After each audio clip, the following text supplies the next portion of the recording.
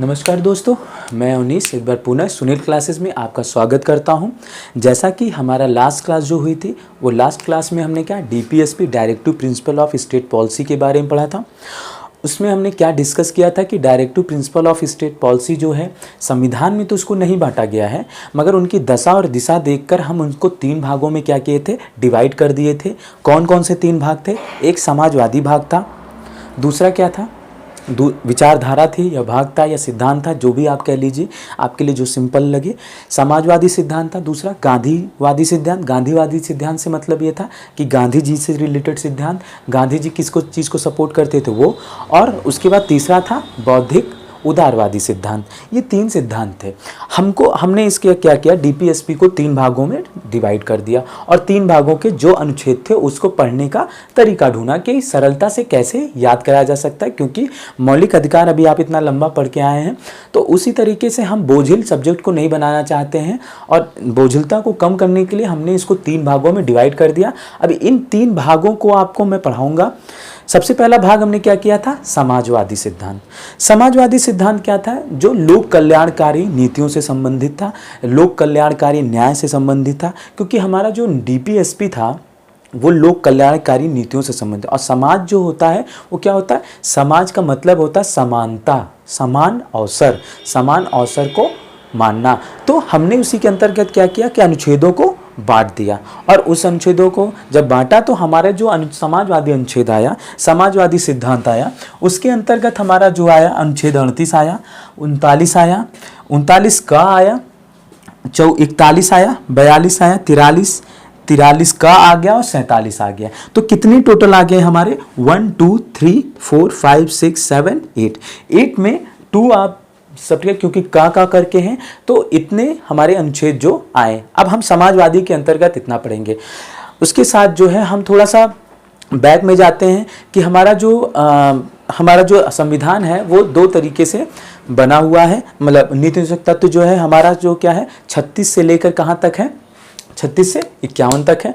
अच्छा, इसमें क्या क्या चीज़ें, तो जैसे 36 और 37 को नीति निषेध तत्व में नहीं रखा जाता, क्योंकि 36 में राज्य की परिभाषा को बताया गया है और 37 में नीति निषेध तत्वों की प्रकृति के बारे में बताया गया है। तो 37 और 36 से कोई क्वेश्चन बहुत नहीं बनता है, इस वजह से इस पे बहुत ज़्यादा जानकारी के लिए हम आगे नहीं बढ़ेंगे। बस इतना है कि राज्यों के बारे में, राज्य क्या है उसके बारे में बताया गया 36 में, और 37 में जो है नीति निषेध तत्वों की प्रकृति। मुख्यतः जो नीति निषेध तत्व शुरू होता है वो 38 से शुरू होता है।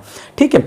अच्छा, गांधीवादी सिद्धांत जो है उसके बारे में थोड़ा सा ओवरव्यू देख लेते। गांधीवादी जो गांधी जी थे वो किस पे मुख्यतः से फोकस रखते थे? पंचायतों पे, कुटीर उद्योग पे, उसके साथ अनुसूचित जाति जनजातियों पे।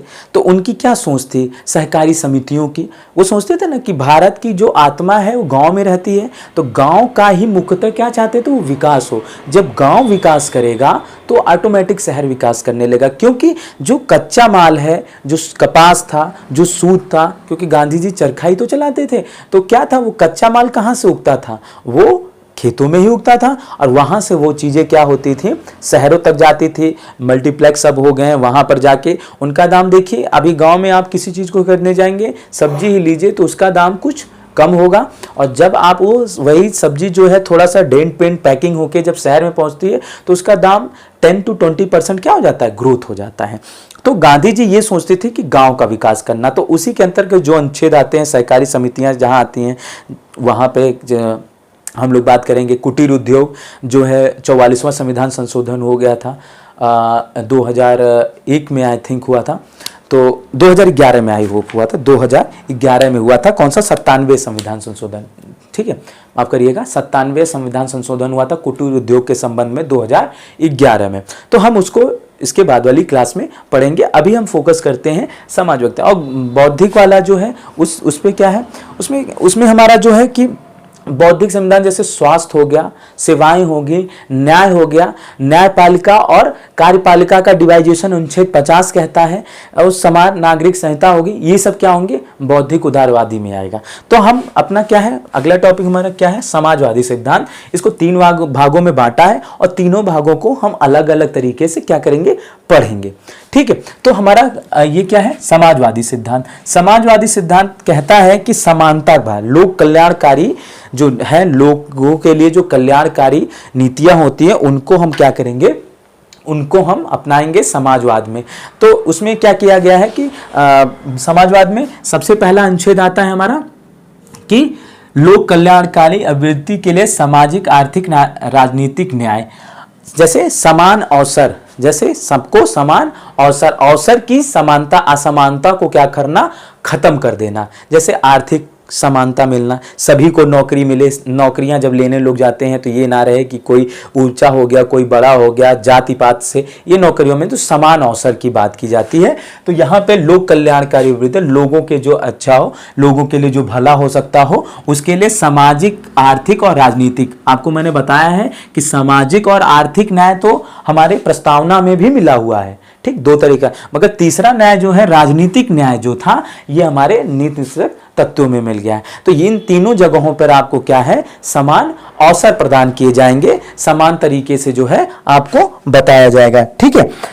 तो ये कब आया था इसको भी जानना। 44वां संविधान संशोधन 1978 में हुआ था। 44वां संविधान संशोधन जब कब हुआ था, 1978 में, याद रखिएगा 44 अमेंडमेंट, 44 अमेंडमेंट, 44वां 44 अमेंडमेंट जब हुआ था, कब हुआ था, 1978 में हुआ था। इस तब ये जोड़ा गया था हमारे नीति तत्व में। कौन सा, 38वां अनुच्छेद। क्या था इसमें, लोक कल्याणकारी अभिवृद्धि के लिए सामाजिक आर्थिक राजनीतिक न्याय और सबको समान अवसर, अवसर की क्या होनी चाहिए, असमानता नहीं, आय प्रतिष्ठा सुविधाओं इन सब जगहों पे असमानता को खत्म करना, असमानता ना रखना, ये क्या है, 38वां है, ठीक है। आगे हम चलते हैं, जैसे 29। अब आप जैसे कहीं से भी किताब उठाएंगे या कोई टेक्स्ट बुक खरीद लेंगे, कहीं से किताब खरीद लेंगे, तो आप ऐसे पढ़ते जाएंगे, लोक कल्याण का अभिवृद्धि किसमें, अनुच्छेद 38 में है। उसके बाद 39 में क्या है, धन और पूर्व समान कार्य के लिए समान वेतन पढ़ लेंगे। उसके बाद 39 का आ जाएगा, 39 का बहुत से हमें नहीं दिया होता है, कॉमन जो किताबें मिलती हैं उसमें क्या, समान न्याय, गरीबों को निःशुल्क, ये सब चीजें, लोक सहायता या प्रस्तुति, ये सब चीजें जो है आपको पूरा ओवरव्यू। अब 39 हम पढ़ा रहे हैं तो 39 में इतने पार्ट हैं, 1 2 3 4 5 6, 39 के इतने भाग हैं।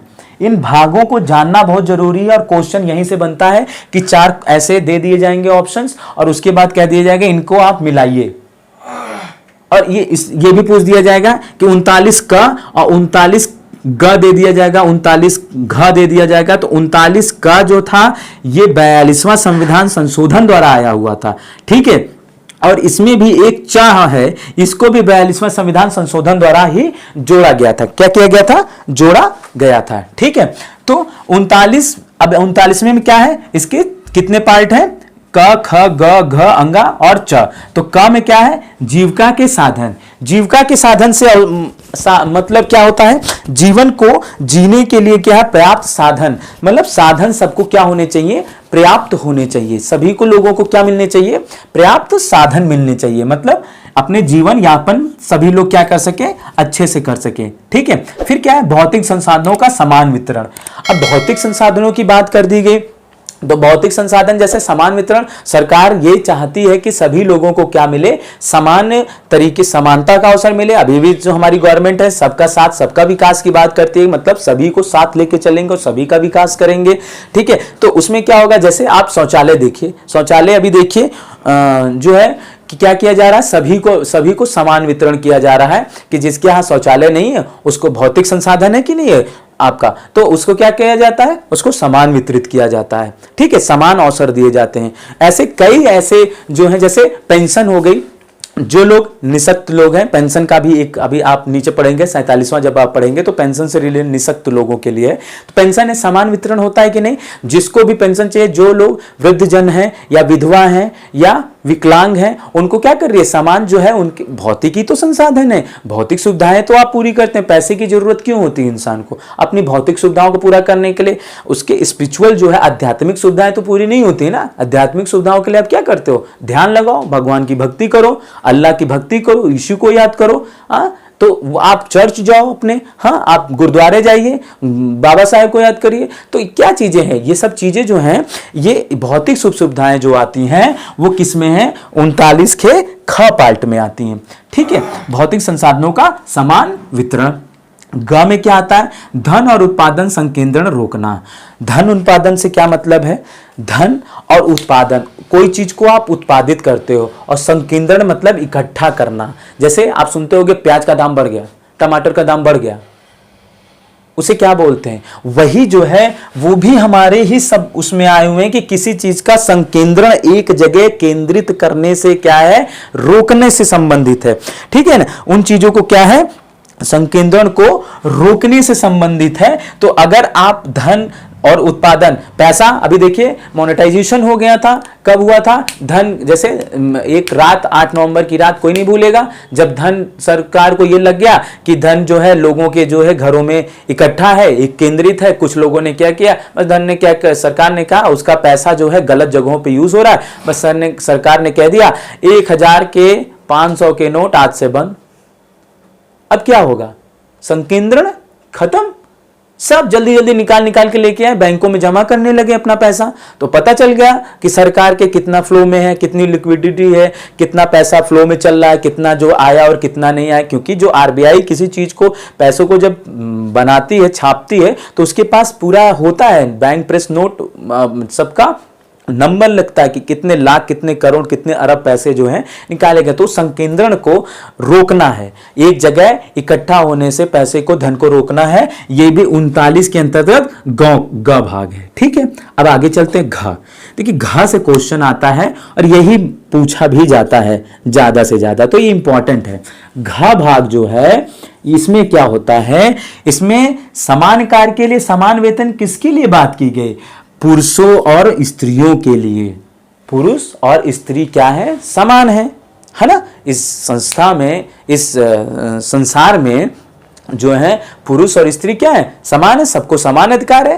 भाई विवाह होता है तो यही तो होता है कि आपको समानता का अधिकार मिल जाता है। जो अधिकार आपका होता है वही अधिकार पुरुष का, जो पुरुष का वही स्त्री का। तो जब अगर वहां पे समानता का अधिकार विवाह होने के बाद मिल जाता है, तो क्यों जो है व्यवहारिक तौर पे आपकी नौकरियों में भी तो यही होना चाहिए। तो अभी क्या हो रहा है, सरकार भी अभी भी क्या रही है कि औरतों को, लेडीजों को आरक्षण इतना ज्यादा दे रही है, आरक्षण दे रही है कि जिससे वो क्या हो, उनका जो है वो आगे आए, उनका जो है जीवन जो है अच्छा हो, जीवन यापन का स्तर बढ़े, और वेतन भी अच्छा दे रही है। नाइट शिफ्ट, आपने सुना होगा कि नाइट शिफ्ट में काम करने के लिए क्या करा जा रहा है, उनको प्रोत्साहित किया जा रहा है कि वो लोग भी नाइट शिफ्ट में क्या करें, काम करें। और उस शिफ्ट में जब वो काम करती हैं तो उनको भी क्या मिले, समान कार्य के लिए समान वेतन। मतलब रात के समय में अगर काम करने के लिए पुरुषों को अधिक वेतन मिलता है तो महिलाओं को भी अधिक वेतन मिलना चाहिए। ये किसके अंतर्गत आता है, 39 के घ भाग के।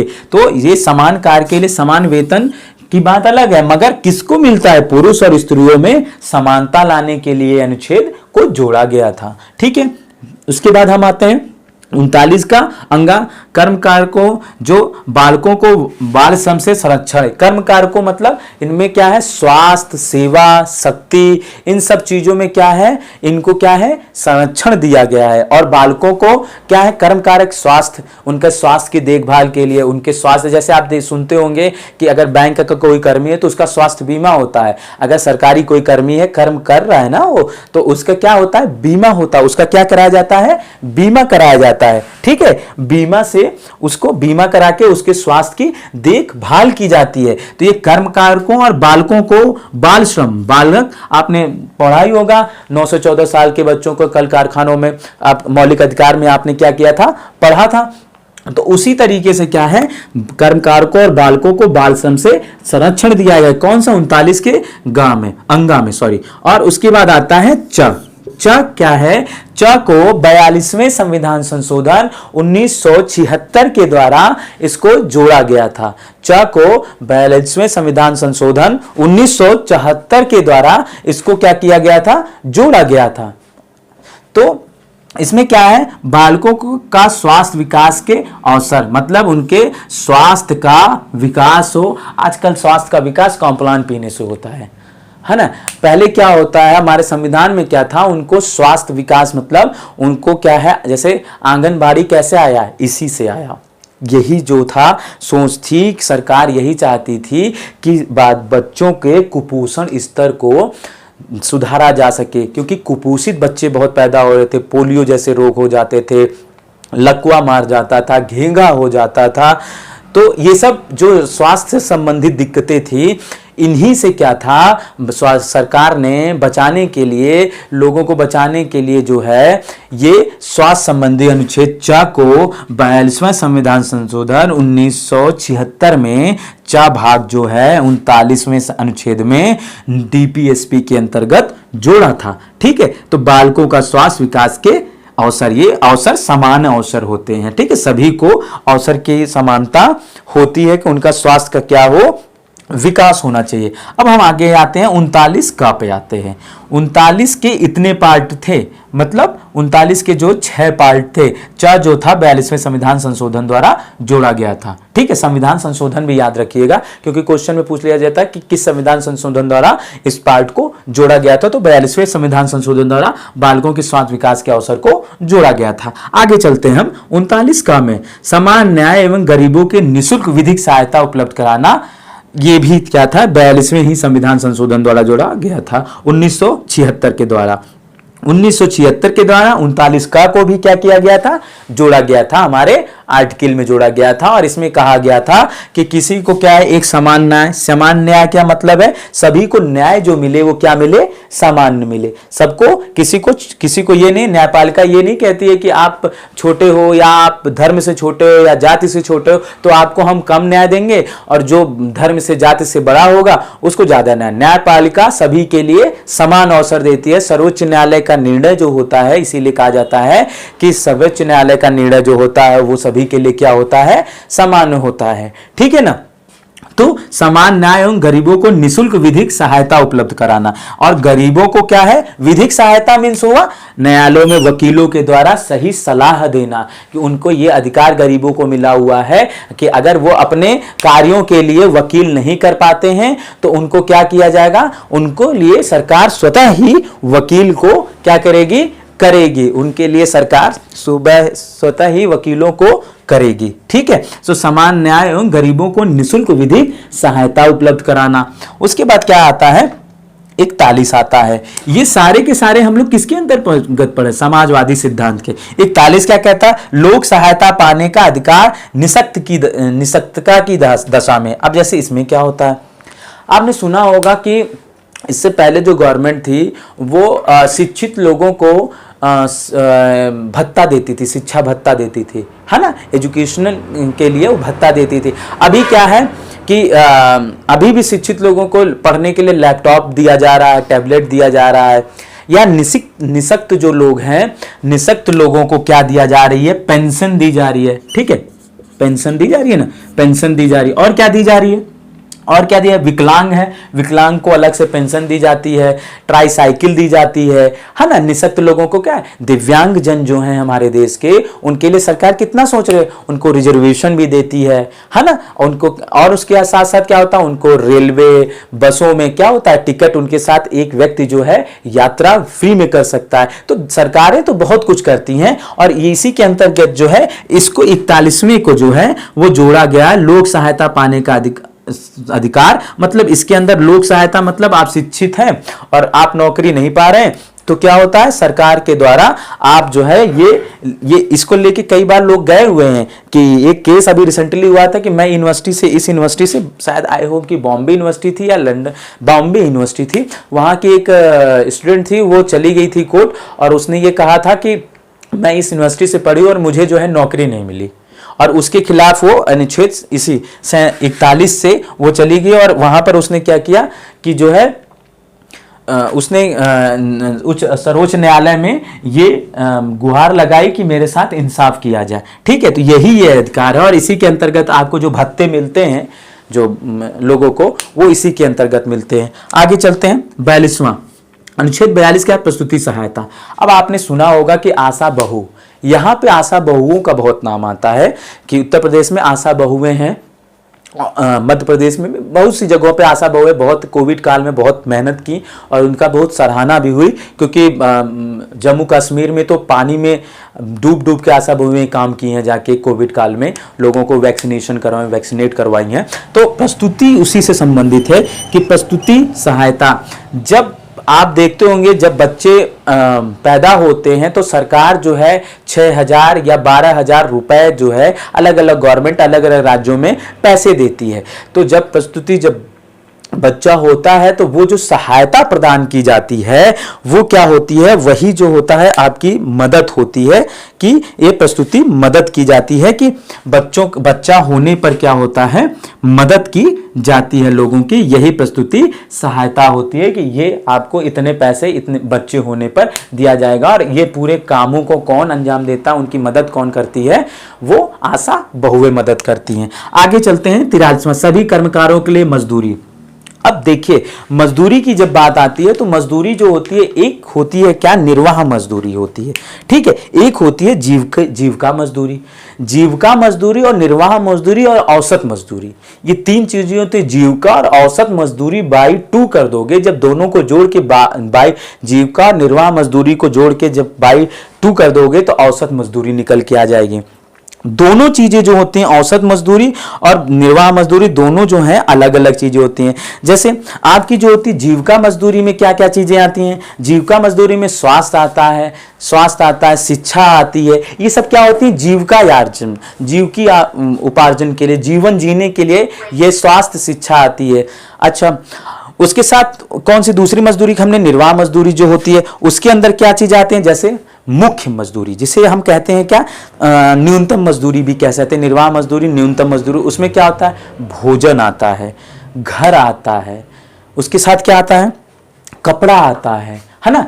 तो इसके अंतर्गत क्या आता है, भोजन, कपड़ा और घर आता है, किसके अंदर, न्यूनतम मजदूरी के अंतर्गत। और जीविका मजदूरी के अंतर्गत क्या आता है, स्वास्थ्य आता है आपका, शिक्षा आती है आपकी, जीवन को जीने का, घर बनाना, ये सब चीजें जो आ जाती हैं कि ये क्या होती है, जीविका। अब दोनों को जब जोड़ देते हैं तो क्या आ जाती है, औसत मजदूरी आ जाती है। मतलब इन दोनों का जो औसत होता है ये औसत मजदूरी होती है। तो सभी कर्मकारों के लिए मजदूरी, जो काम कर रहे हैं उनके लिए क्या होगी, मजदूरी। अच्छा, जब मजदूरी दी जाएगी तो काम भी तो कहीं करेंगे वो, तो उनके लिए कारखानों का प्रबंधन भी किया जाएगा, जो 43 क में है। किसमें है, 43 क में है, कि क्या है, कर्मकारों के लिए क्या है, संस्थानों का प्रबंधन करना। और ये जो है 43 का जो था, ये भी 42वें संविधान संशोधन 1976 के द्वारा ही 43 का को क्या किया गया था, जोड़ा गया था। और एक आता है 47वां, समाजवाद के अंतर्गत 47वां आता है अनुच्छेद, और 47 होता है पोषाहार स्तर व जीवन स्तर उच्च करना। कौन सा, पोषाहार स्तर, पोषण है ना, पोषाहार और पोषाहार एवं जीवन स्तर। जीवन स्तर मतलब जीवन जीने का स्तर, जीवन स्तर को क्या करना, उच्च करना, ठीक है। उच्च करने का मतलब क्या है, ऊंचा करना, मतलब इसको क्या करना, ऊंचा करना, ठीक है, ऊंचा करना। ये किसके अंतर्गत आता है, 47 के अंतर्गत। इसके अंदर क्या है, जब आप देखते होंगे आंगनबाड़ियों की जो सोच आई, इसी अनुच्छेद के अंतर्गत आई, 47वें के अंतर्गत आई, कि इसमें क्या है, पोषाहार, आपने सुना होगा गांव में आंगनबाड़ी केंद्र बनेंगे, आंगनबाड़ी केंद्रों में क्या होगा, उनको पोषाहार दिया जाएगा, उसमें बिस्कुट, दलिया, दूध, घी, है ना, जिससे उनके क्या होगा, स्वास्थ्य का विकास होगा, ठीक है। और उनका जो जब स्वास्थ्य अच्छा रहेगा तो आपका जीवन ऑटोमेटिक अच्छा हो जाएगा, क्योंकि स्वस्थ मनुष्य में स्वस्थ आत्मा का वास होता है, ऐसा कहा जाता है। तो कहा अगर जाता है तो सरकार उसको करती है। और वो आर्टिकल हमारे संविधान निर्माता लोगों ने वो आर्टिकल 47 में इस चीज का वर्णन किया। मतलब आप अपने दैनिक जीवन की हर छोटी से छोटी चीज जो है वो संविधान भारत की राज्य व्यवस्था में ढूंढ सकते हो और उसके खिलाफ आप कोर्ट जा सकते हो। बस ये होता है कि हमें पता नहीं होता है कि कौन सा आर्टिकल कहां पर है। तो मुझे लगता है कि मैंने कोशिश की है आपको बताने के लिए। एक बार समअप करता हूं कि समाजवादी सिद्धांत 3 तरह के हमने क्या किया था, नीति डीपीएसपी को 3 भागों में क्या कर दिया था, बांट दिया था। पहला भाग क्या था, समाजवादी दूसरा, गांधीवादी, और तीसरा क्या था हमारा बौद्धिक उदारवादी बौद्धिक सिद्धांत। समाजवादी के अंतर्गत हमने क्या क्या पढ़ा, लोक कल्याणकार की अभिवृद्धि, सामाजिक आर्थिक राजनीतिक न्याय और सामान्य अवसर, सामान्य जो सभी को अवसर, वो 44वां संविधान संशोधन 1978 के द्वारा इसको जोड़ा गया था 38वें अनुच्छेद को।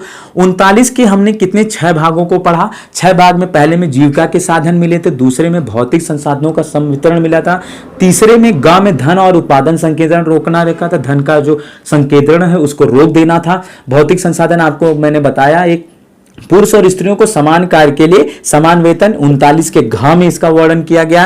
अंगा कर्मकारों के बालकों को बाल श्रम में संरक्षण दिया गया था, बाल श्रम संरक्षण आपने पढ़ा हुआ, 6 से 14 साल के बच्चों, कारखानों वाला भी आ जाता है, ठीक, उसके बाल श्रम में से में। फिर उसके बाद च जो था वो 42वां संविधान संशोधन 1976 के द्वारा जोड़ा गया था। क्या था इसमें, बालकों का स्वास्थ्य विकास और के समान अवसर प्रदान करना। उसके बाद 39 का आता है समान न्याय, उन गरीबों को निःशुल्क विधिक सहायता, सभी को समान न्याय मिलेगी और गरीबों को विधिक सहायता जो है वो मुफ्त में क्या होगी, दी जाएगी। 41 क्या कहता है, लोक सहायता पाने का अधिकार, निःशक्त की दशा में लोक सहायता, आप जानते हैं कि लोगों को सहायता मिलेगा, जैसे पेंशन होगी, जैसे दिव्यांगों के लिए पेंशन होगी, जैसे क्या हो गया आप लोगों को भत्ता मिलता है, जैसे पहले शिक्षा भत्ता, पुरानी सरकारें कुछ थी जो शिक्षित लोगों को, ग्रेजुएट लोगों को भत्ता देती थी, वो इसी के अंतर्गत आता। कौन सा ये है, 41वां है। फिर 42वां प्रस्तुति सहायता, जब बच्चा होता है माता को तो वहां पर क्या उसको सहायता मिल जाती है, 6,000 14,000 रुपए, अलग अलग राज्यों में अलग अलग प्रस्तुति सहायता दी जाती है, ठीक है, वो आ जाता है। किसमें आता है, 42वें में। 43वां आता है सभी कर्मकारों के मजदूरी, मजदूरी को हमने आपको बताया कि एक निर्वाह मजदूरी होती है, एक ऐच्छिक मजदूरी होती है, दोनों को जब जोड़ देते हैं तो औसत मजदूरी आ जाती है। मजदूरी में 2 तरह की जो मजदूरी, एक स्वास्थ्य शिक्षा से संबंधित होती है और दूसरी किससे संबंधित होती है, आपके दैनिक जीवन से, जैसे घर, खाना, है ना, कपड़े, ये सब किस में आते हैं, मजदूरी के अंतर्गत आते हैं। दूसरी मजदूरी के 39 का आता है ये उद्योगों का प्रबंधन करना। जब आप मजदूरी करोगे तो उसके लिए आपको क्या, कहां मजदूरी करोगे, जाके कहीं उद्योग धंधे होंगे, कहीं काम होगा तो उसका क्या होगा, प्रबंधन होगा। जैसे मनरेगा हो गया, मनरेगा का प्रबंधन किया जाता है कि नहीं। मनरेगा में एक क्या होता है कि सबसे ऊपर सेक्रेटरी होता है गांव लेवल पे, पंचायत लेवल पे, उसके बाद ग्राम रोजगार सेवक होता है, फिर ग्राम रोजगार सेवक भी एक नियुक्त कर देता है कि तुम काम को देखते रहो, फिर एक मजदूरी करने वाले हो। तो ये संगठन होता है, प्रबंधन होता है, प्रबंध बनाया जाता है कि एक चैन बनाई जाती है।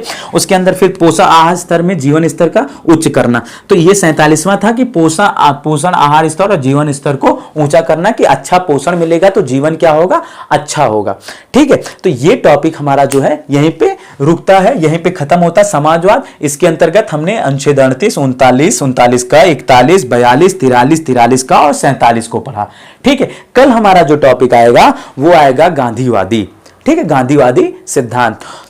उसके साथ मैं ये कहूंगा कि आप वीडियो को पूरा देखिए, साथ ही साथ वीडियो को लाइक, सब्सक्राइब और शेयर करिए। अगर कहीं कोई गलती होती है तो आप कमेंट के माध्यम से हमें बताइए, हम उसको सुधारेंगे, आगे हम और अच्छी कोशिश करेंगे। धन्यवाद सुनील क्लासेस देखने के लिए।